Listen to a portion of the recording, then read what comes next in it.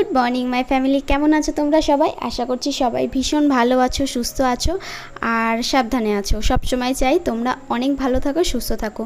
তো এখন আজকে সকাল থেকে ব্লগটা শুরু করলাম। আজকে অনেক সকাল থেকে ব্লগ শুরু করেছি। এখন বাজে প্রায় ওই 6টা সাড়ে 6টা হবে। তো এখানে উজ্জ্বলও দেখো ঘুমিয়ে রয়েছে, আর আয়ুষ্মিতা ওখানে ঘুমিয়ে রয়েছে। আর আয়ুষ্মিতা এখন কিছুতেই ওর মানে ঠাম্মির কাছে ঘুমাবে না। ওর একটাই আবদার, এখন মায়ের কাছে ঘুমাবো। মানে যতই যা হয়ে যাক না কেন ঠাম্মির কাছে খেয়ে নেবে, কিন্তু ঠাম্মির কাছে ঘুমাতে চায় না। তো যাই হোক, ও মায়ের কাছে আমার কাছে ঘুমিয়েছিল। আর ওর একটা ভীষণ বাজে স্বভাব হয়েছে, যেটা হচ্ছে সারা রাত যতক্ষণ জেগে থাকবে। রাত্রেবেলা অনেকটা দেরি করে ঘুমায়, মানে ওর সেভাবে একটা রাতে অনেক দেরি করে ঘুমায়। রাতের দিকে একটা মনে হয় ঘুমাতেই পারে না, 1টা 1:30 2টো বেজে যায় তারপরে ঘুমায়। ওর জন্য সকালবেলা একটু দেরি করে ওঠে, ওই 8:30 9টার দিকে ঘুম থেকে ওঠে। যদিও ওকে ডাকি না, কেননা এখন এত ছোটোই যে সকালবেলা পড়াশোনার সেভাবে একটা চাপ দিই না। তো পরে ওর বাবা যখন আসে, ওর বাবা একটু পড়িয়ে দেয়। তারপরে উজ্জ্বল যখন পারে না, ওর যদি কোনো কাজ থাকে তখন মা পড়িয়ে দেয়। আর বিকেল টাইমটা তো আমি ওকে পড়িয়ে দিই, লিখিয়ে দিই। লেখানোর কাজটা সেটা আমাকেই করতে হয়, কেননা পড়ার সাথে সাথে লেখাটা হচ্ছে খুব মানে দরকারি একটা কাজ। তো উজ্জ্বলকে এখানে উঠিয়ে দিয়েছি, ওকে এখন বাথরুমে নিয়ে যাব। আর এই কাজটা আমি এখন একাই করি, কেননা এই বাথরুমে ও যায়। তো আমাদের বাথরুমটায় ওকে এখন নিচ্ছি না, এই বাথরুমটাই যায়। কেননা বাবার শরীরটা একটু খারাপ, যার জন্য ভাবলাম তাহলে এই বাথরুমটা যখন খালি থাকে সকালের দিকটা, তো দাদা তো সকালে অফিস চলে যায়, যার জন্য। আর আজকে অফিস যদিও ছুটি, তো যার জন্য এই বাথরুমটাই নিয়ে যাই। আর ওদের যদি যাওয়ার হয়, ওরা আমাদের বাথরুমে চলে যায়। তো এইভাবে অ্যাডজাস্ট করেই করতে হচ্ছে। তো উজ্জ্বলকে ওদিকে বসিয়ে দিয়ে আসলাম, ও এবার একটু ব্রাশ করবে। ততক্ষণে আমি এদিকে বিছানাটা গুছিয়ে নেব। তো আয়ুষ্মিতা উঠে গেছে, আয়ুষ্মিতা উঠে গেছে ও দাদুর কাছে। দাদুর সাথে বসে এখন একটু খেলা করছে, যেহেতু বাইরে যেতে পারে না। আর এখন কি করে জানো তো, বাইরে তো যেতে পারে না, জানলা থেকে আমাদের ওই পাশে যে ওই ঘরে যে বক্স জানলাটা বসানো রয়েছে, ওই জানালার মধ্যে গিয়ে এই যে আবার চলেও এসছে ওখান থেকে। তো জানালার মধ্যে গিয়ে ওখান থেকে হাত বাড়িয়ে মানে সবাইকে ডেকে ডেকে কথা বলে। আর তো ওর মানে এইভাবে সারাটা দিন শুধু কথা বলে, একা একা কথা বলে। মনে হয় যেন ওর মানে সামনে কেউ একজন সারাক্ষণ বসে থাকে, ও তার সাথে কথা বলে। বাচ্চাদের এটা যদিও স্বভাব, ছোটোবেলা থেকে ওরা যত কথা বলবে তত ওরা অ্যাক্টিভ থাকবে, তার জন্য ওকে কিছু বলি না। কিন্তু রাত্রেবেলা যখন বকা শুরু করে না, তখন পুরো মাথাটা খারাপ করে দেয়। তখন মাঝে মধ্যে বলি, বাবা এবার চুপ কর, এবার থামা, আর পারছি না। তো এই চলছে সারাদিন।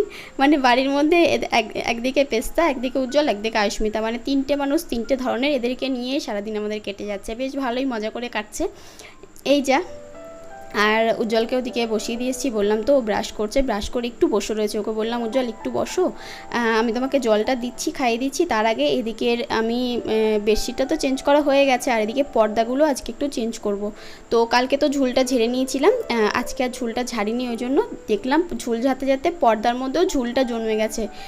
তো এই ঘরটা যেমন খোলামেলা, মানে রান্নাঘরের দিকটা খোলা, ওই দিক থেকে যখন জোরে হাওয়া দেয়, নোংরা এসে পুরো ঘরের মধ্যে ঢুকে যায়। আর যখন একটু বৃষ্টি হয় তখন ঘরটা যাতে ঠান্ডা হয়, যার জন্য খুলে রাখা হয়। তো নোংরা পুরো ভর্তি হয়ে গেছিলো পর্দাগুলোতে, ওই জন্য অনেকদিন ধরে কাচাও হয়নি। তো একেবারে চেঞ্জ করে নিলাম। আর এই ঘরেরটা পরে চেঞ্জ করব, কেননা একসাথে এতগুলো পারবো না। আমাদেরই তাই 4টে, আমাদের ঘরেরই তাই 4টে না 5টা হয়ে গেছে। তারপর এদিকে 2টো বেডশিট হবে, এদিকে তো জামাকাপড় রয়েছে আয়ুষ্মিতা আর আমাদের সবার জামাকাপড়। আর এইটা অনেকক্ষণ পরে এই বেডশিটটা চেঞ্জ করছি, বাবার বেডশিটটা। উজ্জ্বলকে নিয়ে এসেছি স্নান দান করিয়ে, তারপরে ভাবলাম যে বাকি যে কাজগুলো রয়েছে সেই কাজগুলো করে নিই। তো এদিকে হয়ে গেছে, আর আয়ুষ্মিতাকে এবার খাওয়াতে হবে। তো তার আগে ভাবলাম আয়ুষ্মিতা একটু সকালবেলা উঠে ওকে একটু গরম গরম জল, বা মা যদি হালকা করে লিকারটি করে, যদি জানি যে চা দেওয়া উচিত নয়, বাচ্চা মানুষ কিন্তু ও খেতে চায়, গরম জল দিত। তারপরে আমরা একটু চা খাই, যার জন্য ও একটু অল্প স্বল্প বিস্কুট দিয়ে, বেশি খায় না, অল্প একটু বিস্কুট, ধরো একটা বিস্কুট দিয়ে ভিজিয়ে খেয়ে নেয় একটু চা। মানে শুধু বিস্কুটটা ভেজাতে গেলে যেটুকুনি চায়ের দরকার সেটুকুনি খায়, তারপরে আর খায় না। তো একটু গরম জল কিংবা একটুখানি, আর এখন তো সবার গরম জল এসব জিনিসগুলো খাওয়া উচিত। তো যার জন্য সবাই মিলেই খাওয়া হয়। আর ওই দিকের ঘরটা, বাবার ঘরটা একটু ঝাড় দিয়ে পরিষ্কার করে মুছে দিয়ে আসলাম, যাতে আর যেতে না হয়। একেবারে ঝাড় দিয়ে মুছতে মুছতে বেরিয়ে চলে আসি, কেননা বারবার ঝাড় দেওয়া, একবার ঝাড় দিয়ে পুরো ঘর বেরো আবার মোছো, এইভাবে আমার হয় না। মানে আমার মনে হয় যেভাবে আমার সুবিধা আমি সেভাবে করে নিই। তো এটা সবার একটা কাজের আলাদা আলাদা ধরন থাকে, যেমন আমার আলাদা, তোমাদের আলাদা। আর অনেকে বলেছিল ঠাকুর ঘরের সামনেটা ঝাড় দেবে না বা অন্য কিছু দিয়ে মুছবে, তো যার জন্য ঠাকুর ঘরের সামনেটা আমি ঝাড় দিইনি। যা সামনে থেকে একটুখানি হালকা করে বুলিয়ে নিয়ে চলে এসেছি, ঠাকুর ঘরের সামনে অবধি যাইনি। আর আলাদা একটা অন্য কিছু দিয়ে ঠাকুর ঘরটা সামনেটা পরিষ্কার করে নিয়ে আসলাম। তো হয়ে গেছে, এবার রান্নাঘরে চলে এসেছি। রান্নাঘরে এসে আজকে ভাবলাম রান্নাঘরটা একটু পরিষ্কার করব। রান্নাঘরেরও ঝুল ঝেড়েছি, কিন্তু কালকে সব ঝুল ঝেড়েছি, বাথরুমে, তারপরে যত যেখানে বাইরে ঘরে যত যেখানে ঝুল ছিল সব পুরো ঝেড়ে পরিষ্কার করে ফেলেছি। উজ্জ্বলের পুরো গা ভর্তি হয়ে গেছে, আমাকে তো কিছুটা বকা টকা দিল, ঝগড়া করলো। তারপরে আমি তো ও বকতেই রয়েছে, আমি চুপচাপ বেরিয়ে চলে আসলাম। একটু ইয়ার্কি মারে, যদিও ওরকম ইয়ার্কি আমিও করি ওর সাথে, ও আমার সাথে করে, ওইভাবেই আমাদের ঝগড়া হয়, এমনি সিরিয়াস কখনো হয় না। তো এদিকে বলতে বলতে টেবিল ক্লথ তো চেঞ্জ হয়ে গেছে, আর ওদিকে ফ্রিজের কভারটাও চেঞ্জ হয়ে গেছে। তো ওগুলো আবার পরে ধোবো। আর এদিকে বাসন পড়ে রয়েছে, তো চলো ঝটপট বাসনগুলো একটু পরিষ্কার করে নিই, তারপরে এসে তোমাদের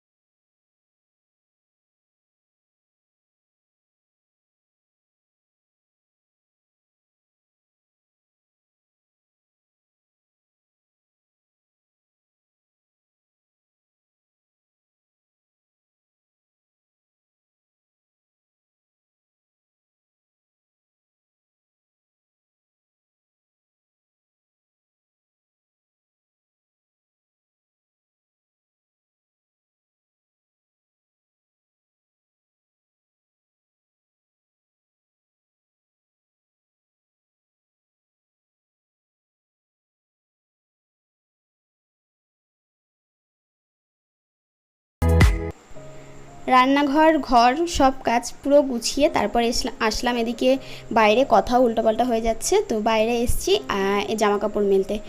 তো অনেকটা জামা কাপড় হয়েছে আজকে, তো বেশ মানে কম বলতে গেলেও ভুল, বেশ খানিকটা জামা কাপড় হয়েছে। তো এগুলো পরিষ্কার করতে অনেকটা সময় লেগেছে, আর যদিও এগুলো খুব একটা বেশি ভালো করে আমি পরিষ্কার করি না, কেননা পর্দাগুলো আজকে পরিষ্কার করতে হয়েছে। পর্দা, তারপরে ফ্রিজের যে কভারটা, ওটা তো সাদা সাদা ছিল, সিলভার কালার, ওটা তো প্রচণ্ড পরিমাণে দেখলাম ওপরে নোংরা পড়ে পড়ে বৃষ্টিতে মানে হাওয়া দিয়েছে, সেই হাওয়ায় নোংরাগুলো উড়ে উড়ে এসে পুরো ওটার খারাপ অবস্থা ছিল। তবুও যতটা পেরেছি আমি ডলে ডলে পরিষ্কার করার চেষ্টা করেছি, ওগুলোও মেলবো। তার আগে এখানে ভাবলাম যে পর্দাগুলো একটু মেলে দিই। আর এই জায়গাটা আসলে বা তোমাদের দেখালে ভালো লাগে না বলো, পুরো একদম বাগান, আমার তো ভীষণ ভালো লাগে, মানে এই জায়গাটা মনে হয় একটুখানি শান্তির জায়গা, বেশ ভালো লাগে। তো বিকেল টাইমটা যখন দেখি কোনো কাজ নেই, যখন ভিডিও আপলোড হয়ে যায়, একটুখানি পেস্তাকেও বাইরে ছেড়ে দিই, আর স্মিতাকেও বলি বাবু ওই জায়গাটা থেকে একটু ঘোর, কেননা ও তো এখন বাইরে যেতেই পারে না। তো নিঃশ্বাস প্রশ্বাসেরও একটা জায়গা থাকা দরকার প্রত্যেকটা মানুষের। আর আমাদের তো সেভাবে একটা গ্রামে বাড়ি নেই যে অনেক গাছপালা থাকবে সেখানে গিয়ে বসে থাকবে, ওই জন্য নিজেদের নিঃশ্বাস নেওয়ার জায়গাটা নিজেদেরকে তৈরি করতে হয়। আর আমার গাছপালার মধ্যে থাকতে আমি ভীষণ ভালোবাসি। যদি কখনো সম্ভব হয় ছাদে, তো আমি অবশ্যই আমার ছাদ বাগান তৈরি করব। আমি চেষ্টা করব আমার দিক থেকে যতটা সম্ভব, কেননা বিকেল টাইমটা যখন বেরোবো একটু উজ্জ্বলকেও ইচ্ছা আছে ছাদে নিয়ে ওখানে বসিয়ে রাখার। তো যদি একটু গাছের মধ্যে থাকে ওরও বেশ ভালো লাগবে। আর এদিকে সমস্ত কাজ করা হওয়ার পর মানে করার পর দেখছি আর একটা কাজ নতুন, এটা তো মানে নতুন এখন স্টার্ট হয়েছে, যেটা হচ্ছে বাজার থেকে শাক সবজি যাই আসুক না কেন সেটা ভালো করে ক্লিন করে রোদে দিয়ে রাখা। তো অনেকক্ষণ রোদে দেওয়া হয়েছিল, সেই সকালবেলা বাজার করা হয়েছে, আর এখন তো 10টার মধ্যে সব বাজার বন্ধ হয়ে যাচ্ছে। তো যার জন্য এখানে বাজার টাজার করে সকালবেলা এনে ব্যাগ শুদ্ধ পুরো রোদে রেখে দিয়েছিল। তো ব্যাগটা এইমাত্র আমি নিয়ে আসলাম এখানটায়। ভাবলাম যে মাকে বললাম যে দরকার নেই, তুমি আর ধরো না, আমি একেবারে যখন স্নান করবো পুরো সব সবজিগুলো পরিষ্কার করে রোদে দিয়ে রেখে তারপরে যাব স্নান করতে। তো এখানে পটল এনেছে, এটা প্রায় এক সপ্তাহের বাজার। এরকম বাজার আমাদের এখন খুব কমই আসতো, একমাত্র যখন মা শিয়ালদায় যেত, যখন আমাদের দোকানে মা যেত তখন এরকম এত এত বাজার করতো মা। কেন বলো তো, তখন আমাদের বাড়িতে বাজার করার লোক ছিল না, তো তখন দাদাও এখানে থাকতো না, যার জন্য মা বেশি বেশি করে বাজার করে এনে রেখে দিত। আর এখন আবার সেই আগের মতনই বাজার করা হচ্ছে। এখানে টমেটো, লেবু, পটল, উচ্ছে, তারপরে বরবটি, সব কিছু আছে, লঙ্কা, পেঁয়াজ, আদা, ওগুলো তো বাইরে রেখে এসেছি, ওগুলো জলে ভেজানো যাবে না। এখন বাজে 11টা 10, আর এখন করব আমরা ব্রেকফাস্ট। আর পুরো ধরে নিয়ে চলে এসেছি, আর থালা টালা রেটো করছি না, কারণ আবার গিয়ে মাজতে হবে। তো যখন আমি আর উজ্জ্বল দুজনেই খাবো, আর ও তো আমাকে ছাড়া খাবে না, তো আমাকে আর ওকে এখন খেতে হবে। এখানে রয়েছে আলু ভাজি, কালো জিরে দিয়ে পেঁয়াজ দিয়ে মা আলু ভাজা করেছে। এটা খেতে আমাদের বাড়ির সবাই ভীষণ ভালোবাসে। এটা কি বললে? আলু ভাজা। না না, আলু ভাজি। ভাজি ভাজা একটা বললেই তো হলো, তাই না? তো চলো, প্রচন্ড পরিমাণে ভুক লেগেছে, খেয়ে নি, খেয়ে তারপরে তোমাদের সাথে কথা হচ্ছে। ব্রেকফাস্ট কমপ্লিট হয়ে গেছে, আর স্নান করার আগে আমি পুজো দিয়ে ফেলেছি, তোমাদেরকে বলতে ভুলে গেছিলাম, কারণ এত পরিমাণে আজকে খিদে পেয়ে গেছে কাজ করতে করতে। তো যার জন্য ভাবলাম যে আগে খেয়ে নিই, তারপরে তোমাদের সাথে আবার কথা হবে। তো গাছে যে কটা ফুল ছিল, নয়নতারা ফুল, সেই কটা তুলে, আর জবা ফুল আজকে ফোটেনি, একটা গোলাপি কালারের জবা ফোটে, আর একটা হচ্ছে পুরো একদম লাল রঙের। তোমাদেরকে অনেকবার দেখিয়েছি ভিডিওতে, ভীষণ সুন্দর এই কালারটা, লাল কালারটা। আর গোলাপি কালারটাও খুব সুন্দর, কিন্তু গোলাপি কালারের যে ফুলটা না, জবা ফুলটা, ওটা একটু ছোট ছোট ফুল হয়, তো যার জন্য ওটা খুব একটা বেশি ফোটে না, জবাটাই একদিন দুদিন পর পর ফোটে। আর আজকে একটা স্পেশাল দিন, অবশ্যই তোমরা থাম্বনেল টাইটেল দেখে বুঝে গেছো, তো যদিও না বুঝে বলে দিই, আজকে হচ্ছে মায়ের বার্থডে। তো যার জন্য ভাবলাম যে মাকে আজকে একটু স্পেশাল ফিল করাই। তো মা আমাদের জন্য এত কিছু করছে, আর আমরা যদি এইটুকুনি করতে না পারি। তো এখানে ঘরে দুধও ছিল, মা সিমই করার জন্য দাদা দুধ এনেছে, যেহেতু ঈদ, তো আরও অক্ষয় তৃতীয়াও বটে। তো এবছর তো মিষ্টির প্যাকেট আর আসছে না কোনো দোকান থেকে, যার জন্য বাড়িতে বসে যেটুকুনি পারছি সবাই মিলে আনন্দ করার চেষ্টা করছি। তো দেখো, দুধটা দেওয়া হয়ে গেছে, আর এলাচ আর তেজপাতা দিয়েছিলাম, ফুটে গেছে যখন দুধটা, তখন এর মধ্যে দিয়ে দিলাম। আর চালটা ভালো করে ধুয়ে নিয়েছিলাম। তো এবার ওখানে চালটা দেওয়া হয়ে গেছে, চালের মধ্যে একটু ঘি মাখিয়ে নিয়েছিলাম। চালের মধ্যে ঘি দিলে নাকি টেস্ট যা হয়, ভীষণ টেস্ট হয়। এটা আমি মানে অনেকদিন ধরে করে আসছি, আর এটা আমার শাশুড়িকেও দেখেছি, যখন পায়েস রান্না করে তখন চালের সাথে আগে ঘিটা ভালো করে মাখিয়ে নেয়, তো তাতে নাকি টেস্ট আরও ভালো হয়। আর এটা সত্যি, এটা করে দেখবে তোমরা। আর এখানে তরকারিও বসে গেছে আমাদের, একদম সাদামাটা আজকে রান্না হবে, বাড়িতে স্পেশাল কিছু রান্না হবে না, শুধু স্পেশাল যেটা, সেটা হচ্ছে মায়ের বার্থডে উপলক্ষে একটু পায়েস রান্না করা। আর ভেবেছিলাম যে কেক তৈরি করব বাড়িতে, কিন্তু সেটুকুনি সময় আজকে আর পাচ্ছি না। তো যদি টাইম পাই, সময় পাই, তাহলে হয়তো বিকেলে করব, নয়তো কালকে করব, নয়তো অন্য কোনো দিন, ঠিক আছে? এইটুকুনি তো স্পেশাল হোক, যেটুকুনি পারি সেটুকুনি স্পেশাল হোক। আর ওদিকে মাছগুলো ভাজা হয়ে গেছে, আর ওদিকে মশলাপাতি সেরকম কিছুই বাটিনি, আদা বাটা, লঙ্কা বাটা কিছুই দেওয়া হবে না, লঙ্কা চিড়ে দিয়েছি, টমেটো, আর এখানে জিরে ফোড়ন, ব্যাস এইটুকুনি দিয়ে তরকারি হবে, কলা আর আলু দিয়ে। তো কলা আলুটা কেটে একটু হলুদ জলে ভিজিয়ে রেখেছিলাম, যাতে কলার কষটা কেটে যায়। তো এবার দিয়ে দিলাম, একটু নাড়াচাড়া করে এর মধ্যে নুন হলুদ দিয়ে দেবো জল। নামানোর আগে মাছগুলো দিয়ে একটু সামান্য জিরের গুঁড়ো দেবো, জিরের গুঁড়ো কি ভাজা মশলার গুঁড়ো যাই বলো, একটা দিলেই হলো, দিয়ে তারপরে নামিয়ে নেবো। গরম মশলার এর মধ্যে আজকে যাবে না। তো ওই যে জল দিয়ে দিলাম, এবার জল দিয়ে ঢাকা দিয়ে রাখবো। তো চলো দেখতে থাকো, ওদিকে পায়েসটাও হলে পায়েসটাও নামিয়ে নেবো, তারপরে তোমাদের সাথে আবার কথা হচ্ছে।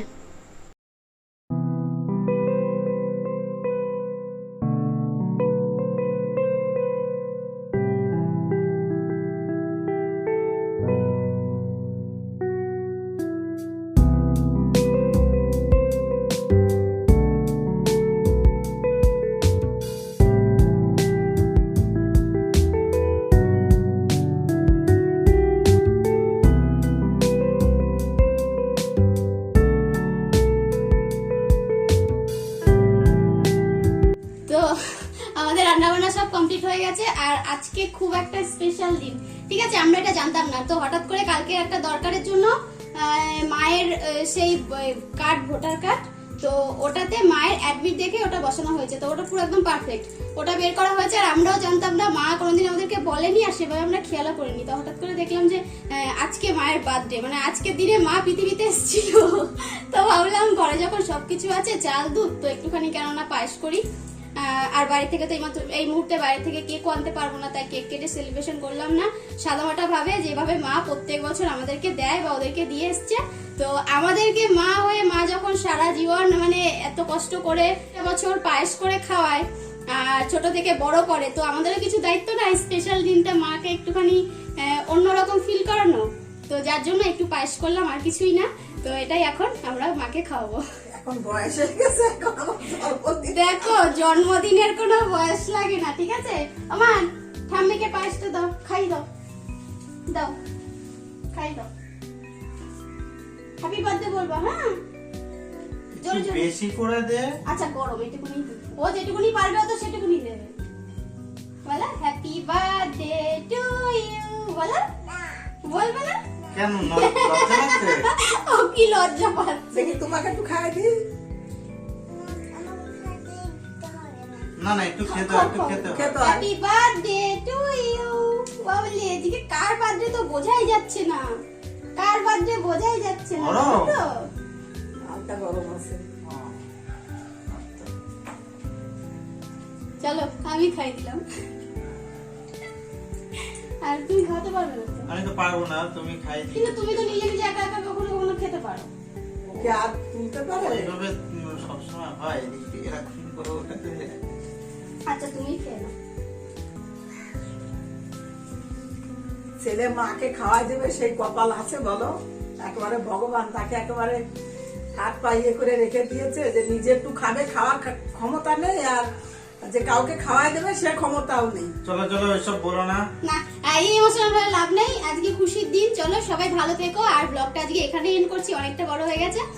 আর সবাইকে জানাচ্ছি ঈদ মুবারক, অনেক হ্যাঁ, ভালো যারা থাকো। আমাদের ইসলামিক বন্ধু বা যারা আমাদের ফ্যামিলিতে আমাদের হয়ে রয়েছে, পুরো কোনো ধর্ম জাত কোনো বড় কথা না, সব মানে অকেশন গুলোই আমরা আমাদের মতো করে পালন করতে পারি।